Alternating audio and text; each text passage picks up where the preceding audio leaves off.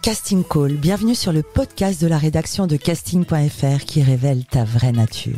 Ici, on va parler casting, témoignages exclusifs, des rencontres avec des professionnels, les clés et les secrets pour devenir un artiste et surtout, en vivre.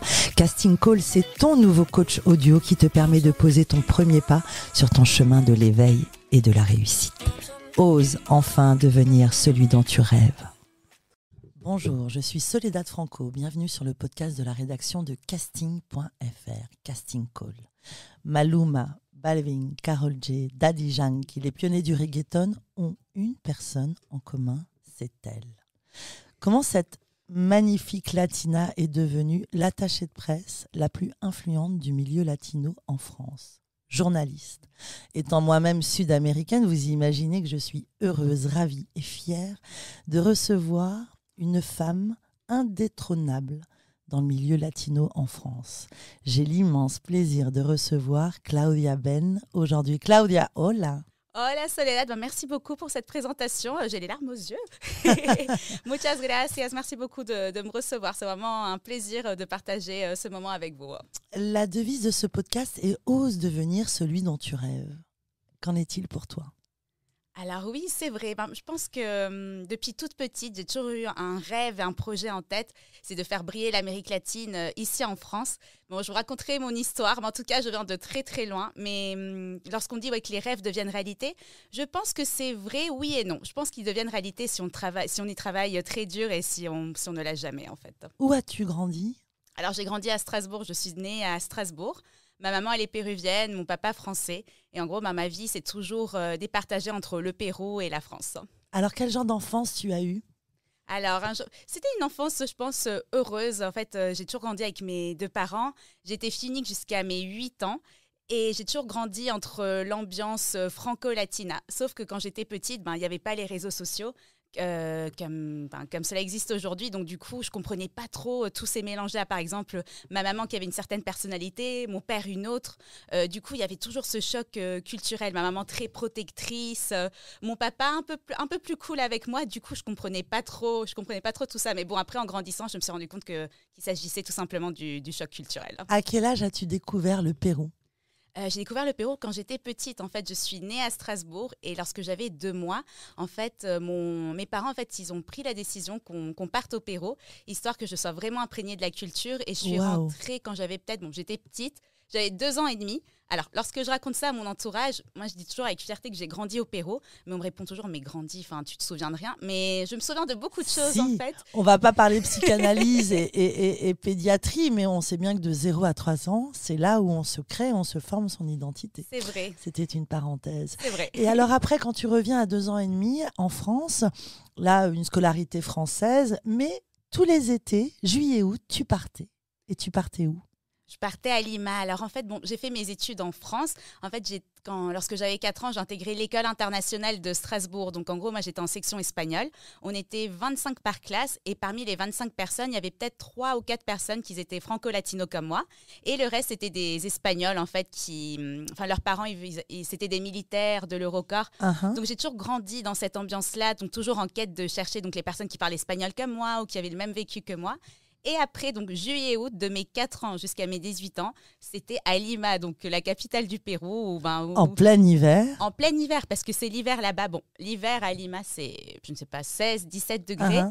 Mais du coup, c'est un peu bizarre pour moi. Tu vivais en hiver toute l'année ? Quasiment toute l'année, car quand je rentrais en septembre à Strasbourg, je voyais mes amis qui revenaient bronzés et moi, j'étais toujours blanche. Et on me disait, mais attends, mais t'es pas partie au Pérou ? Là-bas, c'est l'été toute l'année. Sauf qu'en gros, c'est un peu les clichés de l'Amérique latine. Donc, en gros, je partais quand c'était l'hiver, oui. Et ta maman, chez toi, elle écoutait de la musique, des folklores. Quel type de musique est-ce qu'elle écoutait ? Ma maman, elle a toujours écouté beaucoup de salsa, beaucoup de cumbia. Donc, du coup, j'ai toujours grandi avec ces musiques-là. Elle écoutait beaucoup Carlos Vives. Et en gros, c'est un peu le cliché de la latina. Mais ma maman, elle cuisine en chantant, elle fait le ménage en dansant. Donc, du coup, j'ai toujours grandi dans cette ambiance-là. Sauf que parfois, en fait, je me souviens, parfois, t'as les voisins qui venaient toquer la porte pour qu'on baisse un peu le son. Donc, du coup, c'était, pour moi, je comprenais pas. Pour moi, c'était un peu malaisant. Mais maintenant, en grandissant, j'adore. C'est intéressant, la double culture. On en parle tellement. La double culture. Toi, tu te sens. Est-ce que tu peux choisir entre française ou latina ? C'est vrai que c'est assez compliqué comme question. Lorsque j'étais petite ou jusqu'à mon adolescence, en fait, bizarrement, je me sentais très, très péruvienne. Même si je suis née en France, j'ai grandi en France et j'ai fait mes études ici, j'avais toujours ce besoin de revendiquer ma culture latina péruvienne. Et maintenant, en grandissant, après tout ce parcours, je me sens vraiment moitié-moitié. Je pense que 50% française, 50% péruvienne. La double identité. On peut être les deux. On peut être les deux, mais je pense que j'ai les deux côtés. Pour certaines choses, je suis très latina, je pense, je suis très expressive, c'est toujours too much. Si je suis heureuse, je vais rire. Si j'ai envie de pleurer, je pleure. Je m'en fous qu'il y ait des gens, pas des gens et tout. Après, le côté français, c'est le côté peut-être un peu carré, la rigueur. Donc, je pense que ouais, les deux personnalités peuvent se mélanger. Et tu rêvais de quoi? Tu pensais devenir... avais-tu un métier en tête, petite?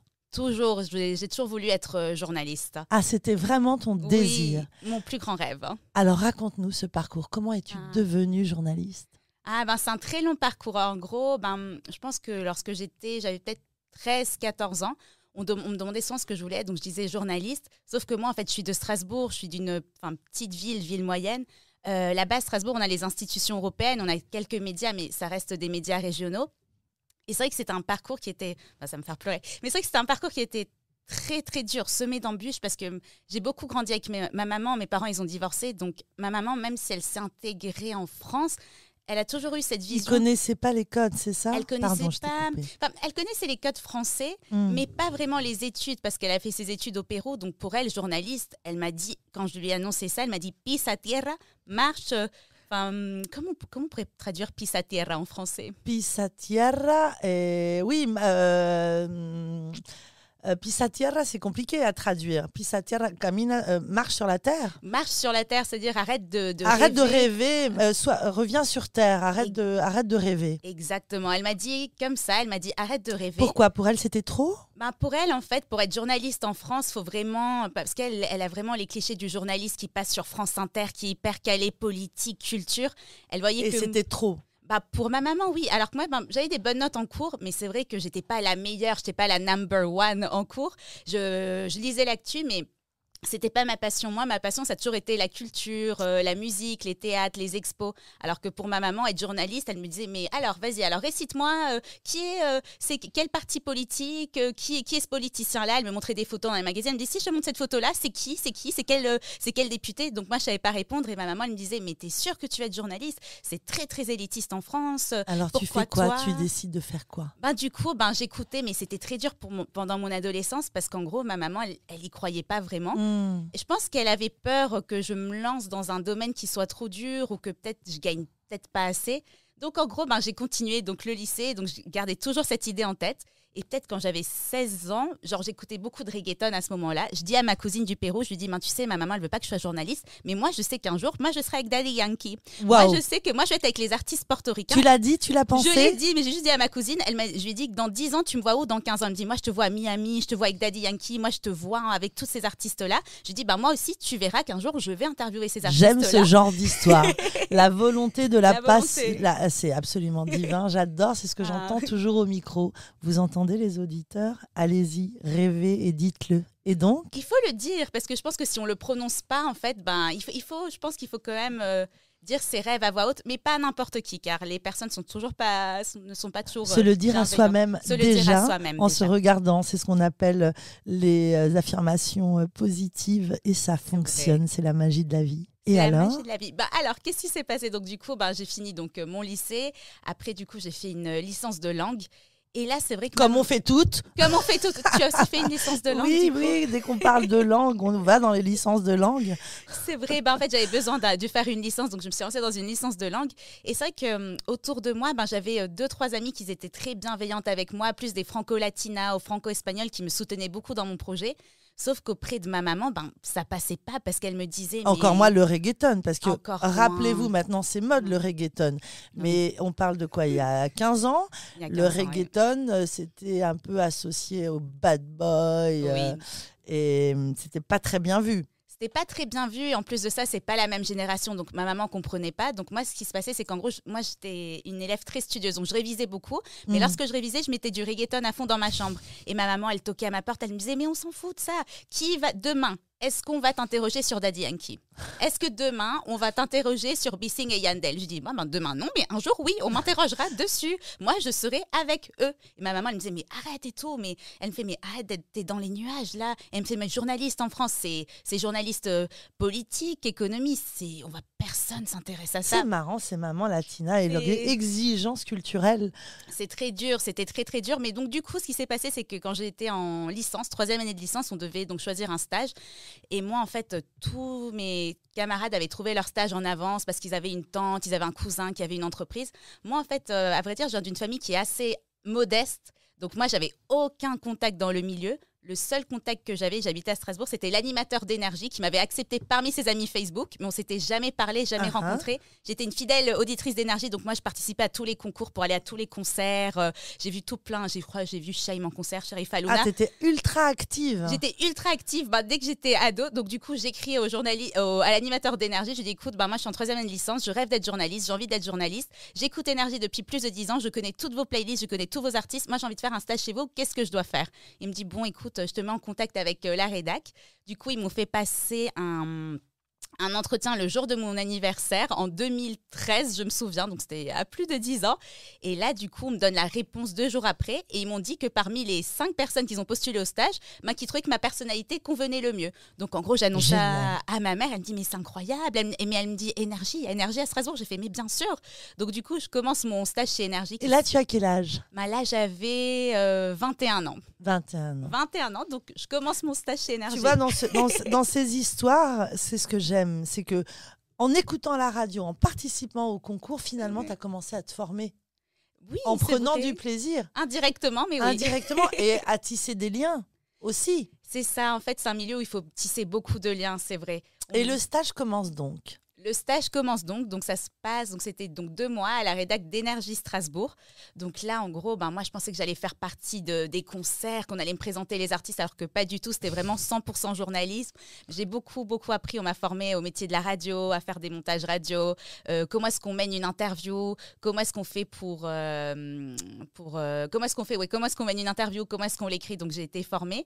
Et après, ce que je me suis rendu compte, c'est que j'avais besoin de plus d'expérience, parce que j'avais beau avoir ma licence, mais pendant la licence, en gros... Donc, tu l'as eu ta licence? Ah oui, donc après, j'ai eu ma licence, j'ai validé donc mon stage et après, je me suis lancée dans un master. Donc là, c'est un master 1 à Paris. C'est un master de médias internationaux orienté vers la presse hispanique. Sauf qu'en gros, je suis restée vivre à Strasbourg parce que les prix à Paris étaient trop élevés. Je ne pouvais pas me permettre de payer un studio plus mes allers-retours. Donc, en gros, je me suis lancée dans un rythme de vie qui était très compliqué pour une jeune fille de 21, 22 ans. En gros, j'habitais à Strasbourg. En même temps, je faisais un stage dans une radio locale. En même temps, je travaillais dans un resto en tant que serveuse le soir. Et je faisais 2 allers-retours à Paris la semaine. Donc, je me réveillais à 4-5 heures du mat pour faire mon master. Ah, le master était à Paris. Le master à Paris en vivant à Strasbourg. C'était quoi, un master journaliste? C'est un master de médias internationaux orienté vers la presse hispanique. Donc, ça se rapprochait au journalisme, mais c'était pas vraiment du journalisme pur brut. Ok. Et là, tu avais déjà cette note de... Parce que je te trouve très limite quand tu dis « je suis latina ». Je suis latina, voici ma culture, je vous la partage en France. Il y a quelque chose, limite revendication. Tu avais déjà cette fougue et cette envie de partager, de faire connaître la culture latino? Toujours, parce qu'en fait, déjà, j'ai eu le double parcours international depuis mon plus jeune âge. Mais je pense aussi que c'était cette envie de faire partager à mes amis français. Car lorsque j'étais ado, j'allais au collège, je mettais le Walkman, donc je mettais les chansons de Daddy Yankee, de Luis Fonsi. Donc c'était le CD à l'époque, je faisais écouter ça à mes copines. Et je disais, ouais, ça c'est Daddy Yankee, c'est une grosse star en Amérique latine. Et mes potes, ils connaissaient pas, ils me disaient, ah, je connais pas et tout. Donc j'ai essayé de leur faire apprendre l'espagnol avec les paroles.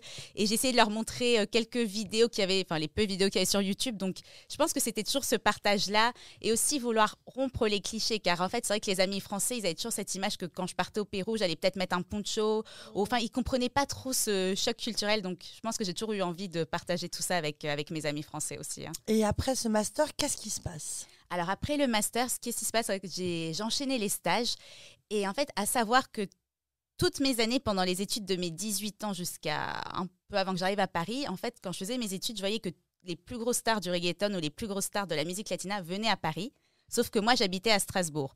Donc, en gros, moi, ce que je faisais, c'est que moi, j'étais tellement fan de Daddy Yankee, j'admirais ces artistes-là. En fait, plus que les admirer, c'était une façon de me connecter avec la culture latina. Pour moi, en fait, c'était vraiment revenir à mes origines, écouter la musique que j'écoutais quand je partais au Pérou et les voir en concert. Pour moi, c'était dingue. Savoir qu'une grosse star comme Daddy Yankee venait à Paris, c'est un truc de fou. Donc, moi, ce que je faisais, donc j'habitais à Strasbourg, j'étais étudiante, je travaillais en tant que serveuse, donc je mettais l'argent que j'avais, je le mettais de côté pour les concerts. Donc, je payais mon aller-retour à Paris, ma nuit d'hôtel, et je venais toute seule parce que personne ne pouvait m'accompagner. C'était trop cher pour mes amis qui étaient étudiantes. C'était des gros budgets pour des week-ends. Donc, je venais, je faisais la queue à partir de 7h du mat devant le Zénith. Wow. Je commençais à parler avec les fans. Et j'aime tellement entendre ce genre d'histoire parce que tu faisais à 7h du matin, tu faisais la queue. 7h sur place avec les fans. Hein. Pour le concert du soir. Pour voir mon idole, Daddy Yankee, de près, pouvoir chanter avec lui. Et alors ? Alors, donc, du coup, ça, c'était, je crois, en 2012, première fois. Donc, je prends le train depuis Strasbourg. Mais j'ai beaucoup d'anecdotes parce que ces concerts, c'était dur. Moi, j'avais 21 ans, j'allais à Porte-la-Villette toute seule. Je ne savais pas comment faire pour rentrer. Je me suis déjà retrouvée dans des endroits. J'ai déjà réservé un hôtel à côté de Porte-la-Villette sans savoir que c'était un quartier qui était un peu chaud. Je me suis déjà retrouvée encerclée. Je me suis retrouvée dans des situations très, très dures juste pour pouvoir être auprès de mon idole, pouvoir être dans le milieu latino. C'était très dur. Donc, en 2012, donc, je voyage toute seule. Je fais Strasbourg-Paris. Donc, je vois mon idole Daddy Yankee, première ligne, tout devant. Et en fait, ce qui se passe, c'est qu'après ce concert, je vois que tout le public part. Mais je pense que dès ma jeunesse, j'étais très déterminée. Je savais que je voulais être journaliste, que je voulais interviewer cet artiste-là. Audacieuse, déterminée, courageuse. J'essayais, mais j'avais cette envie passionnée en moi. Et l'envie, voilà, on en revient toujours à cette envie. En fait, je voulais partir de Strasbourg, je voulais partir de cette ambiance-là. Je voulais à tout prix venir à Paris, mais je ne savais pas trop comment faire. Je voyais que la vie, elle était trop chère ici. Donc, en gros, 2012, j'étais en licence. Attends, tu racontais que au concert de Daddy Yankee, tout le monde partait. Oui, donc ça, fin du concert, donc super concert, je suis en première ligne, tout le monde part. Et là, en gros, je vois que l'accès au backstage, j'avais repéré un petit rideau. Et là, je vois que le vigile part. Et je me suis dit, c'est maintenant ou jamais. Yeah. Je suis rentrée dans les backstage. Et là, qui je vois le danseur de Daddy Yankee. Du coup, je m'approche, je fais « Ah, salut, c'est toi le danseur ?» Il me fait « Ouais, comment tu sais ?» Bien évidemment, moi, j'avais repéré tout le monde sur les réseaux. Okay. Il me fait « Ouais, c'est moi. » J'ai fait « Écoute, j'ai vu qu'il y a un after. » Après, il me fait « Ouais, en effet, et tout, il y a un after. » Et j'ai fait « Écoute, moi, j'adorerais venir à l'after et tout. Comment je peux faire ?» Il me fait « Écoute, on se retrouve là-bas. » Et là, en fait, du coup, je me suis dit, bon, ok, alors moi, dans ma tête, je pensais que vu que j'avais parlé au danseur, il allait me repérer quand j'allais aller sur place, alors que pas du tout, ils sont dans un carré VIP. Donc, du coup, ce que je fais, je connaissais pas Paris. C'était un after show dans les Yvelines, donc à 2 heures de Paris. Donc, dans les backstage, je retrouve un groupe de filles portugaises qui pensaient que j'avais gagné un concours, que j'avais un bracelet spécial pour être dans l'after, alors que pas du tout. J'ai fait, oui, je fais aussi partie des gagnants, oui. Ils me disent, tu sais quoi, monte avec nous dans la voiture. Là, j'appelle ma mère, je fais « Maman, je suis dans la voiture avec des filles portugaises. Je vais à l'after party de mon idole, Daddy Yankee. » Ma maman, elle me fait « Mais tu sais où est-ce que tu vas? C'est dans les Yvelines. » Ma mère, elle fait « Relève la plaque, prends des photos discrètement des filles. Tu peux pas monter comme ça. » Du coup, je me retrouve dans les Yvelines. Là, il était allé 1h du mat. Et là, je vois donc dans la boîte en question qu'il y a mon idole qui arrive avec ses danseurs et tout. Donc moi, de loin, je suis là, wouh! Bref, en gros, bien évidemment, l'idole m'a jamais regardé, ses danseurs non plus. Et là, en fait, je vois que Daddy Yankee monte sur une petite scène, il se présente. Et moi, en fait, je me lance sur la scène, je fais « Daddy, c'est moi !» Là, on me pousse. Et là, en fait, le vigile m'a demandé d'arrêter. Je me suis dit, OK, en fait, je ne peux pas me comporter comme ça. Bref, donc j'ai essayé de faire profil bas. Là, sauf qu'en gros, il était 6h du mat. J'étais à 2 heures de Paris. Je dormais chez une amie de ma mère et je me suis dit, OK, comment je fais pour rentrer? J'avais 5% de batterie. Ma mère, affolée à Strasbourg, elle me dit, tu sais quoi je te commande un taxi. Le taxi coûtait 150 €. Elle m'a dit, écoute, moi, je suis prête à te payer ça. Sauf qu'en gros, le taxi ne veut pas venir jusqu'aux Yvelines. Tu es trop loin. Il faut que tu essayes de trouver un autre moyen. Et là, en gros, j'ai trouvé un covoiturage, un couple portugais qui m'a ramené jusqu'à une gare. La gare m'a emmenée vers un autre métro. En gros, j'ai eu 2 heures de trajet jusqu'à arriver chez l'amie de ma mère. Et quand tu vivais tout ça, tu étais comment? Heureuse de la soirée que tu avais passée ou t'étais un peu déchue? Comment tu te sentais? Ah, du tout. Pour moi, c'était une adrénaline. Moi, j'étais tellement heureuse. Même si j'étais qu'une simple fan et même si j'avais pu toucher le doigt de mon idole, pour moi, c'était dingue. Voir Daddy Yankee, la star internationale, à Paris et que moi, je lui donne la main, c'était dingue. Mais à ce moment-là, je me suis dit, OK, c'était pas le moment, mais le moment arrivera que je le rencontrerai, le moment arrivera où je vais l'interviewer. Mais je pense que dans ma tête, je me disais que ce moment-là allait arriver peut-être si j'avais 45 ans et si je vivais à Miami, mais jamais je me suis dit que j'allais pouvoir développer ce projet depuis la France. Donc ça, c'est la première partie de l'histoire. Incroyable. Et alors, quand est-ce que les choses ont basculé? Parce qu'aujourd'hui, tu es quand même en collaboration avec Moloscope. Tu vas nous raconter toutes tes collaborations, mais à quel moment tu t'es professionnalisée? Et voilà, il y a une petite anecdote que j'aimerais que tu nous la racontes. Oui, alors c'est vrai que c'est vraiment très important dans ce domaine de se professionnaliser, car autour de moi, je vois beaucoup de fans, mais pour être pris au sérieux, il faut bien évidemment se professionnaliser. Donc une fois que j'ai fini mon master, j'ai enchaîné beaucoup de stages à Strasbourg qui n'avaient pas vraiment un lien avec l'Amérique latine. C'était plus des médias locaux, des radios locales, mais j'ai beaucoup appris sur le terrain. Après, je t'avoue que beaucoup de journalistes avec qui j'ai travaillé m'ont un peu découragée dans mon projet. Beaucoup me disaient, mais pourquoi tu veux parler de l'Amérique latine? On est à Strasbourg. Enfin, toujours les mêmes commentaires, marrant, ces petits les mêmes bâtons remarques. dans les roues qu'on vous met toujours, que vous soyez animateur télé ou comédien, n'écoutez que vous. N'écoutez que vous, ça c'est vrai. Et est-ce que ça te déstabilisait quand on te disait ça? Je pense que ça me rendait plus forte, mais en même temps... Tu commençais à douter. J'ai jamais douté, j'ai toujours cru dans ce projet-là et en moi, mais c'est vrai que les mauvaises vibes comme ça me rendait triste. Je rentrais souvent larmes aux yeux, pleurs, mais ma détermination était plus forte que tout. Donc beaucoup de journalistes m'ont dit, mais pourquoi tu veux parler de l'Amérique latine? On est à Strasbourg, tu sais, pour être toujours les mêmes choses. Pour être journaliste, il faut être très calé politique, très culture, bref. Donc j'enchaîne les stages. Alors que là, tu intervenais en tant que visionnaire, parce que tu restes aujourd'hui en France une des rares attachées de presse journalistes dans le milieu du latino. Non, mais lorsque Karol G, elle vient à Paris, c'est avec toi qu'elle va à Montmartre, oui, c'est pas avec quelqu'un d'autre. Tu couvres l'événement de Maloum, on en parlera. Oui. C'est toi.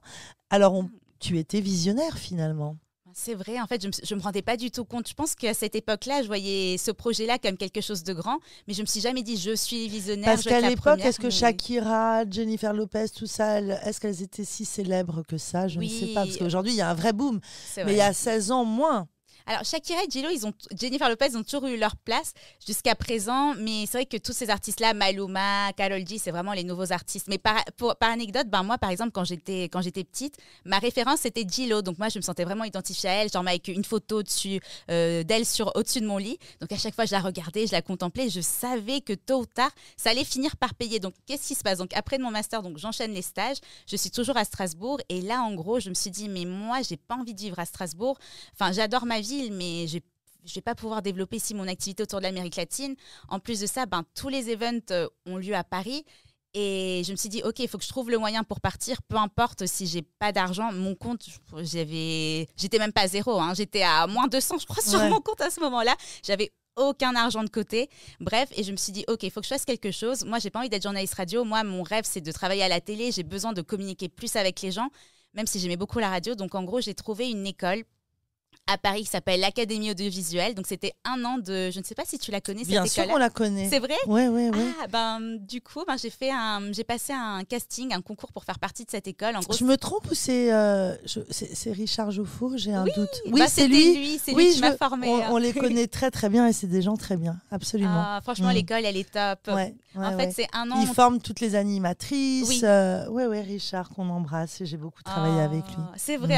Il est adorable, Richard. Moi, j'ai beaucoup appris dans son école. Donc, en gros, j'avais vu ça sur Internet. Donc, c'était 1 an pour être journaliste télé. Donc, un an où il y avait moitié des cours sur un plateau télé et moitié des cours en pratique. Et là, tu montes à Paris. Tu t'installes à Paris. Alors là, avant de m'installer, déjà, donc j'avais le concours à passer. Donc, j'en parle à mon papa. Alors, mon papa, bizarrement, en fait, il m'a toujours soutenue dès mes débuts. Il me disait toujours, toi, t'es ma J-Lo. Toi, t'es la J-Lo. Toi, t'es ma J-Lo de Strasbourg. Toi, t'es la J-Lo de la famille. C'est trop bien, les papas comme ça. Mon papa, il était hyper aimant. Il m'a toujours soutenue. Ma maman, elle y croyait. Elle avait peur. Elle avait très peur, je pense. Donc, mon papa, il me dit, tu sais quoi, tu vas passer ce casting-là. Je t'accompagne avec ma voiture. On va dormir sur place parce qu'il y avait un frère qui habitait là.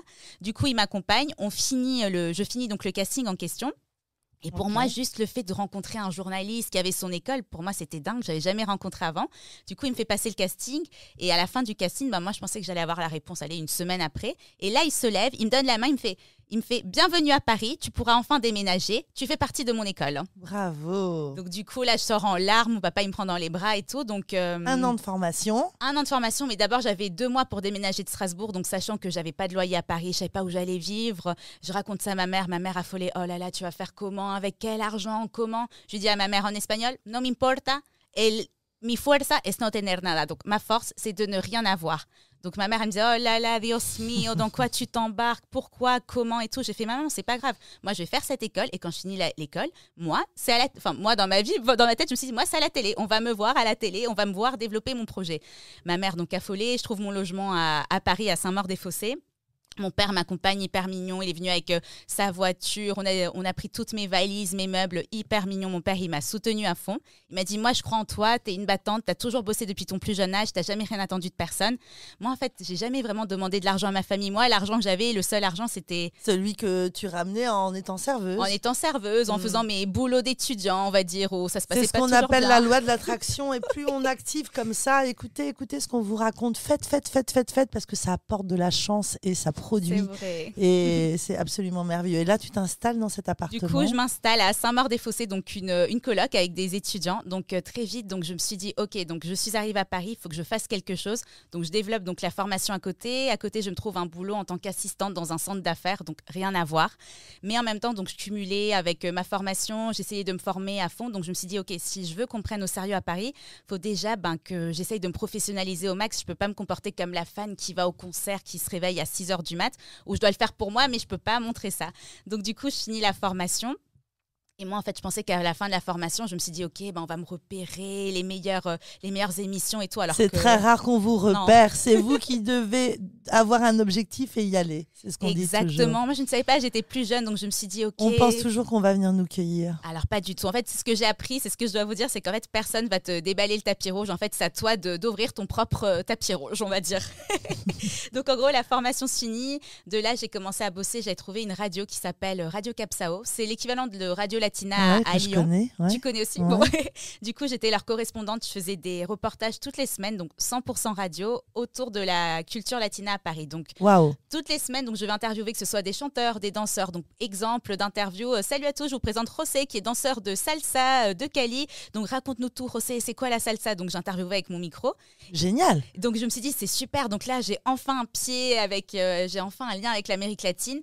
Sauf qu'en gros, au bout de 2 ans de radio, je me rendais compte que le projet était cool, mais moi, je voulais l'exprimer à travers les réseaux sociaux, à travers la vidéo. Les formats radio étaient trop courts. 1 minute d'interview, c'était trop court. Donc, en gros, à côté de la radio, je bossais toujours dans un centre d'affaires. Je gardais des petits, donc j'enchaînais. Mes rythmes étaient très élevés. Je me réveillais à 5h du mat, je me couchais à minuit. J'enchaînais 3-4 boulots en même temps pour pouvoir vivre à Paris, car la vie est très chère à Paris. Et du coup... au bout d'1 an, de 2 ans, en fait, je me suis rendu compte que les stars venaient toujours, sauf que cette fois-ci, en gros, Daddy Yankee venait plus dans les Yvelines, les showcases n'étaient plus... C'était au Zénith. C'était au Zénith de Paris, dans les salles à Paris, et je me suis dit, ok, je dois faire quelque chose. Donc là, au moins, j'avais le prétexte d'avoir une radio qui était derrière moi. J'avais au moins le prétexte de pouvoir dire, ok, je suis journaliste pour cette radio en question. Et là, les portes s'ouvrent. Commence à s'ouvrir peu à peu après, pas tant que ça, parce qu'en gros, c'était une radio qui se trouve à Lyon, l'audience n'était pas si élevée, mais moi, je me suis dit, ok, moi, j'ai envie de vendre cette radio-là. En fait, je me suis dit, il faut que je donne tout. Donc là, qu'est-ce que je vois? Donc 2016, il y a De La Ghetto, donc c'est un des pionniers du reggaeton qui arrive à Paris. Et là, je me dis, ok, moi, j'ai envie de l'interviewer. Si j'arrive à avoir des interviews avec d'autres personnes de Paris, pourquoi pas lui? Donc en gros, ce que je fais, donc j'en parle à une amie. Et elle me dit, ok, tu as envie d'interviewer De La Ghetto, mais est-ce que tu as son contact? Je fais, non. Elle me fait, tu vas faire comment? Tu connais quelqu'un à Paris? Tu connais qui dans le milieu? À part ton prof et... pour moi, les seules références dans le journalisme en 2016, c'était Richard Joffo, mon prof, et les élèves, mes collègues qui avaient fait la même formation, je connaissais personne. Et je lui ai dit, tu sais quoi, t'inquiète pas, on a 2 semaines, dans 2 semaines, je te trouve le contact, dans 2 semaines, on est avec De La Ghetto. Elle m'a dit, oh là là, t'es folle, vas-y. Donc du coup, là, j'ai commencé à regarder Instagram, Facebook. Vous menez l'enquête. J'ai mené l'enquête, je me suis retrouvée sur enquêter, rechercher, comprendre. Vous savez que c'est ma devise. C'est la devise. Enquêter, c'est beaucoup d'enquêtes ce boulot-là. Donc j'ai trouvé un mail d'un booking, j'ai écrit bien évidemment, on me répond pas. De là, j'ai trouvé beaucoup de numéros de booking et en fait, le dernier numéro, à chaque fois qu'on me répondait, c'était des numéros aux États-Unis. Donc en gros, au bout de 2 semaines d'appeler d'un booking à l'autre, je tombe sur une voix qui me fait allô en espagnol et là je lui réponds, je fais salut, donc je réponds en espagnol, c'est Claudia Ben, j'avais déjà trouvé mon nom, prénom, c'est Claudia Ben, je suis la journaliste latina de Paris alors que personne ne me connaissait. Ma radio, mon rédacteur en chef m'a demandé d'interviewer De La Ghetto alors que personne n'avait rien demandé. Donc voilà, j'ai juste envie de mettre au clair les formalités. Donc voilà, je sais qu'il va faire un showcase à Paris, comment est-ce qu'on fait? Et là, le gars, il me fait, ah, bah, écoute, c'est quoi le nom de la radio? Donc, je dis Radio Capsao. Il me fait, mais c'est quoi? J'ai fait, c'est la radio latina de France, la plus écoutée et tout. Il me fait, ok, bah, écoute, why not? Je te donne le numéro directement du manager, je te laisse voir avec lui. À ce moment, du coup, le concert de De La Ghetto arrive. C'était un peu loin et tout. Bref, j'avais pas de caméra. Donc, il y avait un collègue qui avait fait mes études, qui avait sa caméra. Il se lançait dans le milieu. Je lui dis, écoute, j'ai envie d'interviewer une star du reggaeton. J'ai besoin que tu m'accompagnes avec ta caméra. Il me dit, ok, mais tu vas publier cette interview où? Parce que toi, tu bosses pour une radio. J'ai fait, c'est pas grave, on l'a publié sur les réseaux. Il me fait, ouais, mais t'as des abonnés, t'as un compte. Parce que moi, t'as juste ton compte perso avec 200 abonnés. Enfin, tu vas mettre ça où? J'ai fait, c'est pas grave, on s'en fout et tout. Tu m'accompagnes. Du coup, je suis allée sur place avec ce gars en question, avec une amie en question. Et là, on se pointe donc devant la boîte de nuit. Là, le videur est là, il me fait, oui, bonjour, vous êtes? Je fais, bon, alors bonjour, moi c'est Claudia Ben, je suis la journaliste et je viens interviewer De La Ghetto, la star. Il me fait, mais moi je vous connais pas et tout, je vous ai jamais vu. J'ai fait, ah mais si, mais bien sûr qu'on se connaît. Moi je suis une habituée, moi je viens toujours ici. Par contre, donc le manager de La Ghetto qui s'appelle donc Eric, donc c'est le manager de La Ghetto de l'époque, c'est le manager actuel de Rauw Alejandro. Il m'a dit qu'avec grand plaisir pour l'interview. Par contre, là il fait hyper froid, il fait -5 degrés, donc pour poser ma caméra, si vous pouvez juste ouvrir les backstage, s'il vous plaît. Et là, il me dit, mais on n'a pas l'habitude de faire ça. J'ai fait, ah si. Moi, à chaque fois que je fais une interview, c'est dans les backstage. Il me fait, ok, je suis désolée, bien sûr, passez. Et là, je me retrouve avec mon équipe, donc mes 2 potes. On se retrouve backstage de La Ghetto. On se retrouve sur place. Et là, ma copine elle me dit, mais j'y crois pas. En fait, on est dans les backstage. J'ai fait, tais-toi et tout, fais genre et tout, souris, sûr de toi, confiance. Et là, tu as la star qui arrive. Et en fait, c'est comme ça que tout a commencé. Hein. J'adore. Quelle est ta plus belle rencontre? Écoute, ma plus belle rencontre, j'en ai eu plusieurs, mais il y a une rencontre qui m'a beaucoup touchée, qui m'a beaucoup impactée. Bon, j'en ai 2. Je pense que c'est Manuel Turizo, c'est un chanteur de reggaeton colombien que j'ai rencontré il y a 3 ans, qui était juste... En fait, la plupart du temps, lorsque j'interviewe les artistes, on a 10 minutes top chrono pour les interviewer, donc on n'a pas trop le temps d'échanger. Mais avec lui, c'était différent. On est resté plusieurs heures ensemble. Il m'a parlé de son parcours, de sa famille. Et c'est vraiment un gars qui vient d'une petite ville en Colombie, qui s'est donné à fond, donc qui m'a beaucoup inspirée. Et une autre rencontre que je trouvais super belle, donc avant qu'elle soit connue, c'est Karol G, que j'ai rencontrée en 2017. On a l'impression que tu es amie avec elle, je me trompe?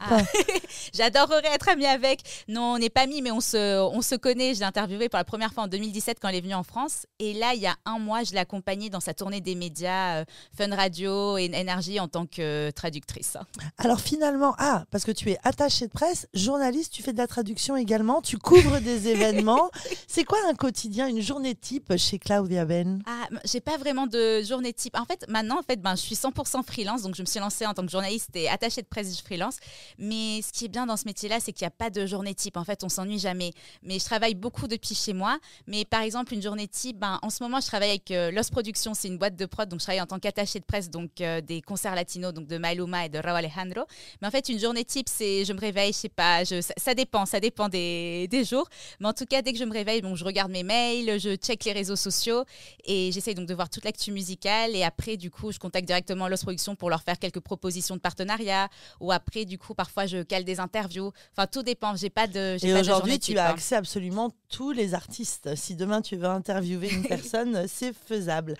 Raconte-nous quel est ce partenariat avec la télévision Molusco. Comment on le prononce, Molusco? Oui, Molusco TV. Alors, Molusco, c'est le journaliste référence de Porto Rico. Il est connu dans toute l'Amérique latine. C'était un ancien acteur qui a lancé sa chaîne YouTube. Aujourd'hui, je crois qu'il a plus de 2 millions d'abonnés. Donc, lui, il a vraiment toutes les previews. Donc, en gros, lui, il interviewe Maluma dans son jet privé. Il interviewe Rauw Alejandro dans son jet privé, bref. Et en gros, j'ai commencé à travailler donc, en tant que journaliste indépendante pour quelques médias en Amérique latine sans qu'il y ait vraiment d'impact ou de visibilité, mais c'était ma façon pour moi de me faire connaître. Je travaille pour Web Reggaeton, qui est une page basée à Paris. Et après, donc depuis l'année dernière, en gros, j'ai contacté l'équipe de Molusco. Je leur ai proposé d'être leur correspondante ponctuellement et ils m'ont dit que oui. Et puis voilà, donc avec eux, je travaille ponctuellement. Donc quand il y a des artistes qui viennent, notamment Nicky Jam. Et du coup, ils sont vraiment cool. Hein. Est-ce que tu es arrivée là où tu voulais être? Pas encore à 100%. J'ai encore beaucoup de projets. Hein. Tu te vois comment dans quelques années?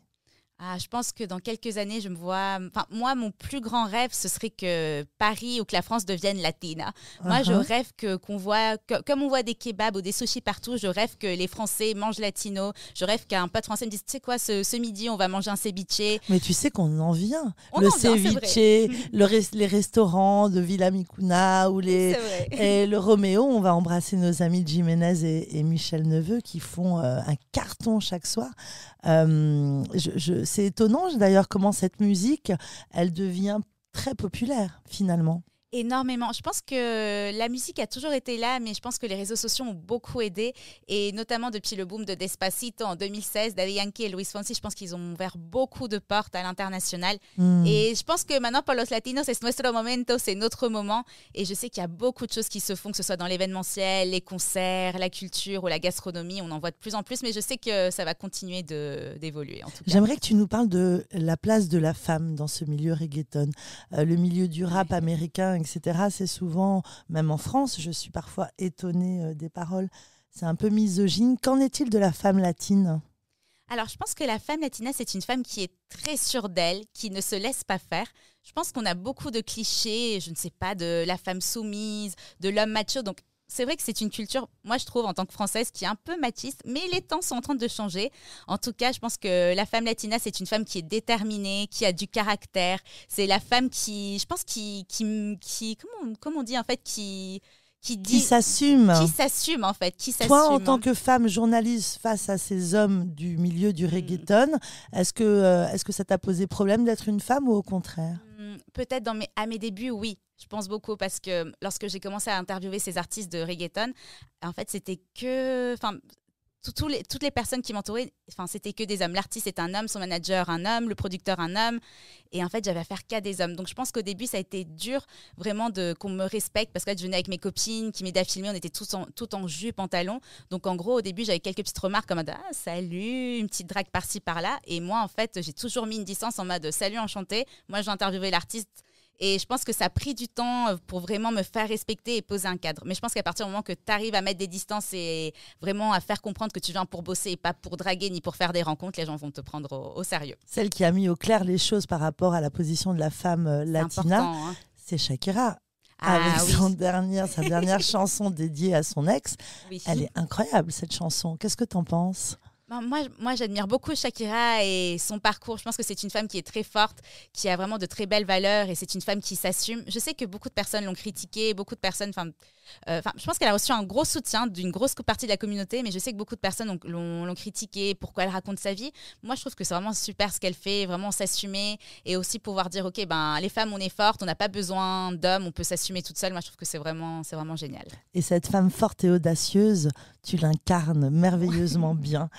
Dire que tu vas couvrir l'événement de Maluma, alors c'est un concert dans le cadre d'un festival alors ? Oui, c'est ça en fait, c'est le 21 juin, donc c'est à Vienne, donc juste à côté de Lyon. Alors à vrai dire, c'est le concert de Maluma sous le cadre d'un festival et en gros c'est plus Maluma qui invite des guests dont Lali.